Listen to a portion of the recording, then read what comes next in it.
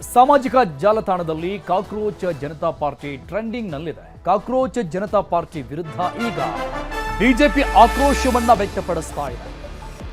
ಮಂಡ್ಯದಲ್ಲಿ ಬಿಜೆಪಿ ಕಾರ್ಯಕರ್ತರಿಂದ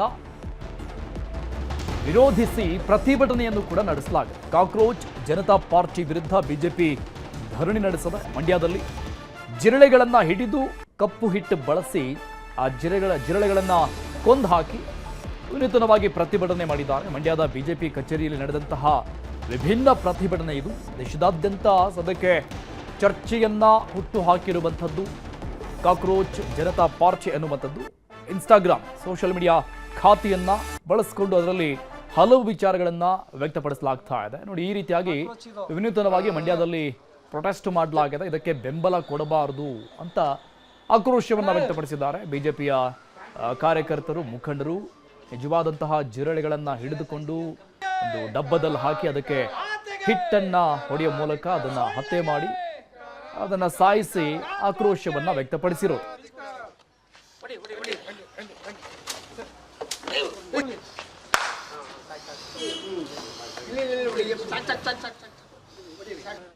ಯಾವನೊಬ್ಬ ಯಾವುದೋ ಒಂದು ದೇಶದ ಮೂಲೆಯಲ್ಲಿ ಒಂದು ಕಂಪ್ಯೂಟರ್ ಮುಂದೆ ಆನ್ ಮಾಡ್ಕೊಂಡು ಕುಂತ್ಕೊಬಿಟ್ಟು ಈ ದೇಶನ ವಿಭಾಗ ಮಾಡುವ ರೀತಿಯಲ್ಲಿ, ಈ ದೇಶನ ಹಾಳು ಮಾಡುವ ರೀತಿಯಲ್ಲಿ ಇದು ಮಾಡ್ತಾ ಇದ್ದಾರೆ. ಎಷ್ಟು ಸರಿ. ಅದಕ್ಕೋಸ್ಕರ ಇವತ್ತು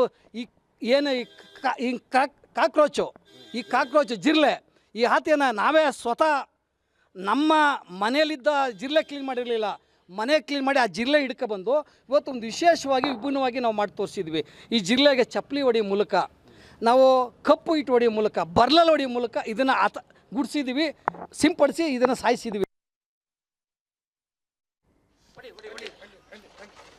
ದೃಶ್ಯದಲ್ಲಿ ನೋಡ್ತಾ ಇದ್ವಿ, ಮಂಡ್ಯದಲ್ಲಿ ಬಿಜೆಪಿ ಕಾರ್ಯಕರ್ತರ ಆಕ್ರೋಶ ಇದು. ಕಾಕ್ರೋಚ್ ಜನತಾ ಪಾರ್ಟಿ ಅನ್ನುವಂಥದ್ದು ದೇಶದ ಯಾವುದೋ ಮೂಲೆಯಲ್ಲಿ ಕೂತ್ಕೊಂಡು ಕೇವಲ ಸಿಸ್ಟಮ್ಗಳನ್ನು ಬಳಸಿಕೊಂಡು ದೇಶವನ್ನ ಇಬ್ಬಾಗ ಮಾಡುವಂತಹ ಷಡ್ಯಂತ್ರ ಇದು. ಇದಕ್ಕೆ ಬೆಂಬಲ ಕೊಡಬಾರದು. ಈ ರೀತಿಯಾದಂತಹ ಕೆಟ್ಟ ಜಿರಳೆಗಳನ್ನ ಸಾಯಿಸಿ ಹೊರಗೆ ಹಾಕಬೇಕು, ಬೆಂಬಲವನ್ನ ಕೊಡಬಾರದು ಅಂತ ಆಕ್ರೋಶವನ್ನ ವ್ಯಕ್ತಪಡಿಸಿದ್ದಾರೆ. ಡೀಟೇಲ್ಸ್ ಕೊಡ್ತಾರೆ ನಮ್ಮ ಪ್ರತಿನಿಧಿ ಸುನಿಲ್ ಸಂಪರ್ಕದಲ್ಲಿದ್ದಾರೆ. Sunil, cockroach Janata party CJP ಅನ್ನುವಂಥದ್ದು ಸದ್ಯಕ್ಕೆ ದೇಶದಾದ್ಯಂತ, ಪ್ರಪಂಚದಾದ್ಯಂತ ನಂಬರ್ 1 ಟ್ರೆಂಡಿಂಗ್ ಹೆಸರಿದು ಸದ್ಯಕ್ಕೆ. ಇದರ ವಿರುದ್ಧ ಬಿಜೆಪಿ ಆಕ್ರೋಶ ವ್ಯಕ್ತಪಡಿಸಿದೆ. ಸೊ ಆ ವಿಚಾರಕ್ಕೆ ನಿಜವಾದಂತಹ ಜಿರಳೆಗಳನ್ನ ಸಾಯಿಸಿ ಒಂದು ರೀತಿ ಬಹಳ ವಿನೂತನವಾಗಿತ್ತು ಈ ಪ್ರತಿಭಟನೆ. ಖಂಡಿತ ಅರುಣ್, ಮಂಡ್ಯದಲ್ಲಿ ಬಿಜೆಪಿ ಕಾರ್ಯಕರ್ತರು ಇವತ್ತು ಏನು ಕಾಕ್ರೋಚ್ ಪಾರ್ಟಿ ಏನಿದೆ ಈ ಪಾರ್ಟಿ ವಿರುದ್ಧವಾಗಿ ಆಕ್ರೋಶವನ್ನ ವ್ಯಕ್ತಪಡಿಸಿರುವಂತದ್ದು. ಅದರಲ್ಲೂ ಪ್ರಮುಖವಾಗಿ ಮಂಡ್ಯದ ಬಿಜೆಪಿ ಕಾರ್ಯಕರ್ತರು ನಿಜವಾದ ಜಿರಳೆಗಳನ್ನ ಹಿಡ್ಕೊಂಡು ಬಂದು ಅದನ್ನ ಸಾಯಿಸುವಂತ ಕೆಲಸವನ್ನ ಮಾಡಿರುವಂತದ್ದು, ಆಕ್ರೋಶವನ್ನ ವ್ಯಕ್ತಪಡಿಸುವಂತ ಕೆಲಸವನ್ನ ಮಾಡಿದ್ದಾರೆ. ಹಾಗೆ ಯುವ ಸಮೂಹ ಏನಿದೆ, ಈ ಯುವ ಸಮೂಹ ಯಾವುದೇ ಕಾರಣಕ್ಕೂ ಈ ರೀತಿಯಾದಂತಹ ಕಾಕ್ರೋಚ್ ಪಾರ್ಟಿಗೆ ಸಪೋರ್ಟ್ ಅನ್ನ ಮಾಡಬಾರ್ದು ಅನ್ನುವಂತ ನಿಟ್ಟಿನಲ್ಲಿ ಆಕ್ರೋಶವನ್ನ ವ್ಯಕ್ತಪಡಿಸಿರುವಂತದ್ದು. ಇನ್ನು ಜೊತೆಗೆ ಸಿಜೆಪಿ ಅಂತ ಏನ್ ಹೇಳ್ತಾ ಇದ್ದಾರೆ, ಅದು ಬಿಜೆಪಿಯನ್ನ ಬಿಜೆಪಿ ಏನಿದೆ ಈ ಬಿಜೆಪಿ ಪಕ್ಷವೇ ಕಾಕ್ರೋಚ್ ಪಾರ್ಟಿ ಅನ್ನುವಂತ ರೀತಿನಲ್ಲಿ ಬಿಂಬಿಸೋದಿಕ್ಕೆ ಹೊರಟಿದ್ದಾರೆ. ಹೀಗಾಗಿ ಆ ಪಕ್ಷವನ್ನ ಯಾರು ಕೂಡ ಅದನ್ನ ನೆಗ್ಲೆಕ್ಟ್ ಮಾಡಬೇಕು, ಯಾರು ಕೂಡ ಸಾಮಾಜಿಕ ಜಾಲತಾಣದಲ್ಲಿ ಯುವ ಸಮೂಹ ಅದನ್ನ ಫಾಲೋ ಮಾಡಬಾರ್ದು ಅನ್ನುವಂತ ನಿಟ್ಟಿನಲ್ಲಿ ಇವತ್ತು ಆ ಒಂದು ಪ್ರತಿಭಟನೆಯನ್ನ ಮಾಡಿರುವಂತದ್ದು. ಅರುಣ್, ಥ್ಯಾಂಕ್ ಯು ಸುನಿಲ್ ಡೀಟೇಲ್ಸ್ಗೆ. ಬಳ್ಳಾರಿಯಲ್ಲಿ ಕಾರ್ಪೊರೇಟರ್ ಗಂಡನ ವಿರುದ್ಧ ವಂಚನೆ ಮಾಡಿರುವಂತಹ ಆರೋಪ ಕೇಳಿಬಂದಿದೆ. ಸೈಟ್ ಕೊಡೋದಾಗಿ ಹಣ ಪಡೆದು ವಂಚನೆ ಎಸಗಿರುವಂತಹ ಗಂಭೀರ ಆರೋಪವನ್ನ ಮಾಡಲಾಗಿದೆ. ಬಳ್ಳಾರಿಯಲ್ಲಿ ಕಾರ್ಪೊರೇಟರ್ ಗಂಡನ ವಿರುದ್ಧ ಕೇಳಿಬಂದಂತಹ ವಂಚನೆ ಆರೋಪ ಇದು. ಸೈಟ್ ಕೊಡೋದಾಗಿ ಹಣ ಪಡೆದು ವಂಚನೆ ಮಾಡಿರುವುದು ಆರೋಪ ಹೊತ್ತಿರೋದು ಶಿವರಾಜ್ ಅನ್ನುವಂಥ ವ್ಯಕ್ತಿ. ಅವರು ರಿಯಾಕ್ಷನ್ ಕೊಟ್ಟಿದ್ದಾರೆ ಈ ಆರೋಪದ ಬಗ್ಗೆ. ಪಾಲಿಕೆಯ ಕಾಂಗ್ರೆಸ್ ಸದಸ್ಯೆ ಉಮಾದೇವಿ ಅವರ ಗಂಡ ಶಿವರಾಜ್, ಈ ಪ್ರಕರಣಕ್ಕೂ ನನಗೂ ಯಾವುದೇ ಸಂಬಂಧ ಇಲ್ಲ ಅಂತ ಈಗ ಆರೋಪ ಹೊತ್ತಂತ ಶಿವರಾಜ್ ಅವರು ಮಾತನಾಡಿದ್ದಾರೆ. ನಾನು ಕೇವಲ ಮಧ್ಯವರ್ತಿಯಾಗಿದ್ದ ಅಷ್ಟೇ ಅಂತ ಹೇಳಿದ್ದಾರೆ.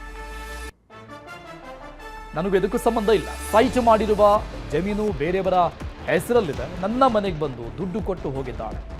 ಈ ಹಗರಣದಿಂದ ಎಸ್ಕೇಪ್ ಆಗುವ ಮಾತಾಡಿದ್ದಾರೆ ಶಿವರಾಜ್. ಅಂದ್ರೆ ಬಂದಿರುವಂತಹ ಆರೋಪದಿಂದ ಹೇಗಾದ್ರೂ ಮಾಡಿ ಕೈ ತೊಳೆದುಕೊಳ್ಳಬೇಕು ಅನ್ನುವಂತಹ ರೀತಿಯಲ್ಲಿ ಅವರು ಹೇಳಿಕೆಯನ್ನು ಕೊಟ್ಟಿರೋದು. ನನಗೂ ಇದಕ್ಕೂ ಸಂಬಂಧ ಇಲ್ಲ ಅಂತ. ಬಟ್ ಈ ವ್ಯವಹಾರ ನಡೆದಿರುವಂಥದ್ದು ಅವ್ರ ಮನೆಯಲ್ಲೇ ಅಂತ ಅವರೇ ಹೇಳ್ತಾ ಇದ್ದಾರೆ.